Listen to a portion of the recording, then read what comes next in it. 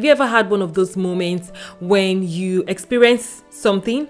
Maybe it's someone else's experience, you get to witness another person's experience, or you watch something online, or you watch the news, and that information you're getting is just making you ask yourself, am I in a good place? I know, right? You're checking within and you're thinking to yourself, if this ever happens to me, will I be able to withstand this?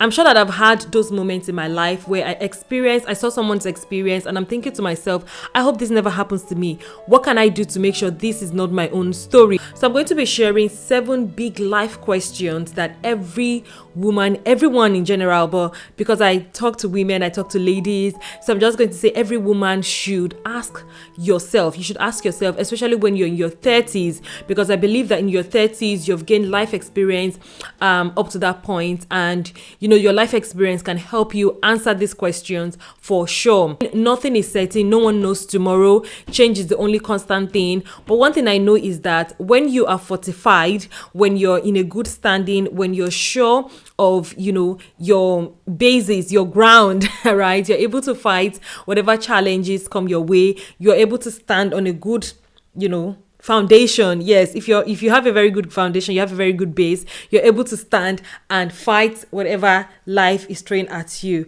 right? So this question will help you to be on a solid ground, have a good foundation. Okay, so yeah, let's just get on with it. So the first question I'll be sharing is, what do I want to devote myself to? Okay, I think it's a very interesting question because most times what we usually ask ourselves is, what is my why? What is my purpose? What am I supposed to be doing? Why am I here? Why am I on earth? What has God called me to do? And all of that, right? Yes, those are great questions, and you should ask yourself those questions. But I think what is more important, especially when you don't know what your purpose is, and truth be told, you wouldn't really just wake up one day and know that, yeah, this is your purpose, except, you have a divine revelation, right? But most times there's a journey, there's a process to finding out what your purpose is, to finding out what you should do. But when you devote your time to something, it will help you to even figure out your purpose, to figure out your why. So while you're still waiting to know what your purpose is, while you're still waiting to know what you should be doing, if you devote yourself to something at a specific time, it will help you. You would always learn from whatever you devote yourself to at the time. I remember when I didn't really know what I wanted to do, but everything I was putting my hands on, my mindset was, don't fail in this area. So even if it was, I didn't know what I wanted to do yet. I didn't know who I wanted to become, but whatever it is that I was doing at the time, by chance, by luck, by accident, my mindset was, you must not fail at this. So I'm supposed to devote my time, my energy. I should be 100% into that thing, right? It's just the principle of be faithful in little before you get the big, right? So I feel like it's very important to ask yourself, what do you want to devote your time to? What do you want to devote your energy to? What's the sense of direction in that moment of your life? So I think it's a very important question, especially when you're in your 30s. You've had fun. You've done all of the things that you need to do in your 20s. You've made mistakes. You have learned. And now you should have something that you can truly say that, okay, this is what I want to devote myself to. Do I want to devote myself to my family? Do I want to devote my time to my job? Do I want to devote my time to my passion? Is there a project that is really burning in my heart at this moment? Do I want to devote myself to somebody else's job, somebody else's mission, somebody else's vision? Is this something I want to devote myself to right now? I think it's a very important question. It will give you a sense of direction in life. It will help you, articulate your purpose. It will help you articulate your vision. It will just help you have a sense of direction, which is very important before you figure out your why, before you figure out your purpose. When you devote your time to something, it would really help you to have a sense of direction, to build good habits, to just stay in tune with life while the big thing comes. So I think it's important to ask yourself, what do I want to devote myself to? The second question I think is also very important. A big life question that you should ask yourself is, who am I allowing to speak into my life? Who are your teachers? Who are your mentors? Who are the people that you allow to speak to you? Who are the people that when things go wrong, their advice is very important. You hold them in high esteem. right? Who are those people that you allow to speak to you? And I think this is a very important question, because in this age and time, there's social media, there's all kinds of media, there's the news, there's podcast, there's YouTube, there's so many information outlets right now. And if you don't choose and align with certain teachers, certain coaches, certain speakers, pastors, preachers, and all of that, if you don't figure out who you allow to speak to you, you will take in everything. You will take in so many things, and you're not a trash can. You're not a dustbin that you just keep absorbing and absorbing and absorbing, right? And this is something that I do. I practice myself. There are certain teachers that they are very good. People love them. If by chance someone sent me their message to listen to, I would listen to it. I would learn from that particular message. But that doesn't necessarily mean that they are my teachers. That doesn't necessarily mean that I've given those people permission to speak into my life. There are certain people, even in my faith journey as well, there are certain teachers of the faith that I don't just subscribe to, not because they are bad teachers, not because they are negative, they spread negative news. No, they're very good teachers. People love them and it's great, right? It's just that for me, I have streamlined my teachers. I've streamlined the amount of people that I want to speak into my life. I don't want to just keep taking things, because for me, information is very important. And whatever information you're getting and you're not using, I think it's just a waste of information. So I feel like if I keep absorbing information here and there and left, right, and center, how am I going to get the time to actually use this information to better my own life, right? So I think it's very important to ask yourself, who do you want to speak into your life? Even with your parents as well. Some people have toxic parents, some people have toxic relations. And if you just keep saying, oh, family is important, family is everything, you would miss out. You would miss out on a lot of things because you just allow them to keep speaking to your life. So I think it's very important to just, ask yourself that question. Who do I allow to speak into my life? Are these the people I want to speak to my life? Should I let go of some people? Should I add in new people? What do I really want to do in this particular area? Who do I allow to speak into my life? Because if you have an idea who these people are, they are the ones that you go to for advice. I mean, there are some teachers I have online that when I have a burning question in my mind, I type that question and I type the name of that particular teacher. So if I don't find any information from that person, then I would look for the next information from the person. Of course, it's not just with online teachers, even physically, right? Who do you, the people around you, basically, who do you want to speak into your life? You cannot take in everybody's advice. There is a whole lot now. So figure out who you want to speak into your life. Another question you should ask is there a better way I could be spending my time? Is there a better way you could be spending your time? One thing I've learned recently is that time is money. I mean, this is something I've always known, that time is valuable. Time is an invaluable asset. It's one of those assets that you should protect. I've said it, I've mentioned it in one of my videos before. I'll link the video here so you can watch it. But time is of essence. Time is very important. Time is precious. Time is everything. In fact, time is life. And nobody can pay you for your time, right? They can only just, give a certain proportion of value to your time. And that is why it's very important that you should figure out and you should ask yourself if there is a better way that you could be spending your time. And this also refers to the kind of job that you do as well. Is that job you're doing, is it something that is the best way to spend your time? Now, I'm not saying you should quit your job. I'm not saying you should follow your passion. I'm just saying, is that the best use of your time, at this moment, right? Sometimes you think that maybe doing your own passion project is the best use of your time, but it might not be, because maybe that time, your priority is to make money, is to build an emergency fund, is to support your family, support yourself financially in certain areas. So the best use of your time would be a job that is bringing you income, right? So at that moment, that's not the time to go and be following one passion project that may not yield the kind of money that you need at the time, right? So what I'm saying is, in this moment, you need to ask yourself, is there a better way that you could be spending your time? If you're also at a job that you feel like, oh, the time that you put in, the income, the value that you get from it is not proportionate to the time that you put in, is there a better use of your time? What can you do to change that?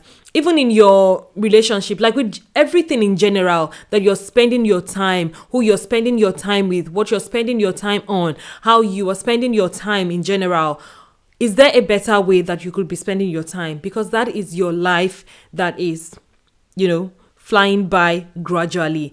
So check your schedule, check how you spend your day, check your routine, your habits. Is there anything you can introduce? Is there anything that you can change just so that you are making the most of your time and you're really building a very good foundation, a very solid base for yourself, because time is everything. And just closely in line with that, the fourth question I want you to ask is, are my finances in order?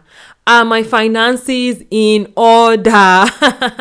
Right? I really don't like to place so much emphasis on money, but it is very important because money is a language that is a universal language. It's a language that a lot of people understand. Wherever you live, whatever part of the world you're in, whatever thing you're doing, money is the language that a lot of people understand. So you need to have your finances in order, especially as a woman.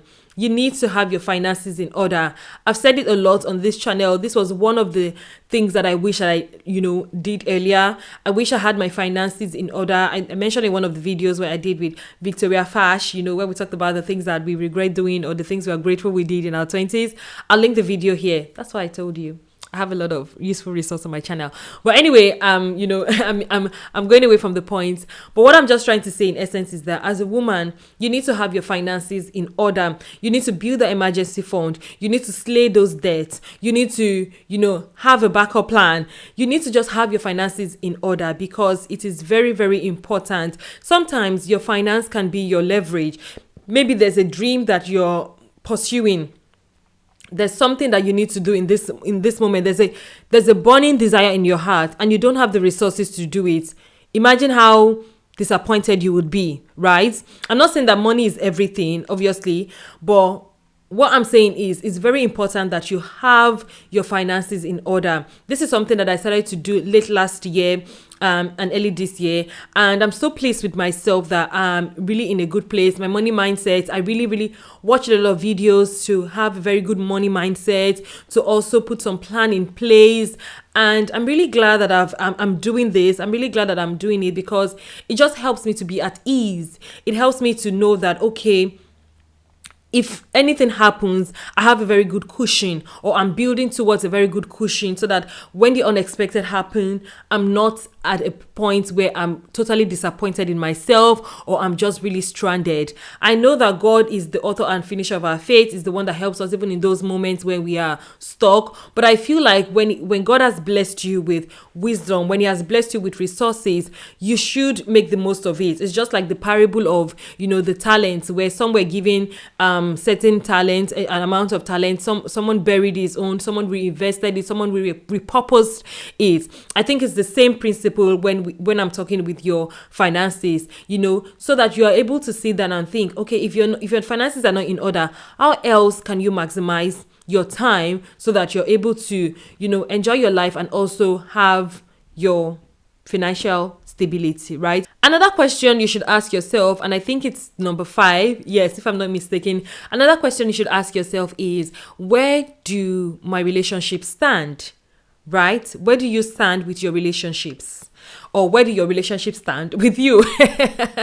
Either way, English is hard, but how I don't know how best to say it, but I'm just trying to say that, where does your relationship stand? Right? Where do you stand in your relationships? I think, that's the right way to say it. Where do you stand in your relationships? Like, you need to figure that out, okay? And when I mean relationships, I don't mean just in your dating. If you're married, I don't mean just in your marriage. I mean generally your relationships, all your relationships, your friends, your friendship. Where do you stand in your friendship? And, you have so many friends for different reasons. I have some friends that I go to when I need to chill, when I need to enjoy, because they're just good. They're just about the good life, right? I don't mean that I don't think highly of them. I'm just saying that that's their strong point. I have some friends that when I need to pray, when I need to get down on my knees, I know that that's their own strength as well. And yeah, I'm good in that area with them. Right? I'm just trying to say that in your relationships, where do you stand? Now, you also want to figure out, you place someone here and they place you here. You really want to know, not so that you can discard them, but so that you manage your expectations, so that you be at peace with all men, right? I think that's the key. That's the key word. You're at peace with yourself and you're at peace with your relationships. And especially even when you're married as well, with your relationship with your husband, with your spouse, with your wife, if you're a guy watching this video, right? You want to be sure that you are in a good place. Not just that you people are just winging it, you're just parenting together, you're just managing yourself. You want to be sure that you are in a good place, that when anything is introduced into your marriage, you will still stand. Like when the unexpected happen, you will still stand. Like I've said it in one of my previous videos when I talked about the lessons I've learned in marriage. Marriage goes through different phases, and you want to be sure that all of those phases does not have an adverse impact on you guys' marriage. So yeah, even in your marriage, you want to check where that stand. With your friendship, you want to check where your relationship stand. With your mentors, with your coach, with your subordinates, with your boss, you want to really assess where that relationship stands, so that come what may, when life happens, you know who you can depend on. You know who you can trust.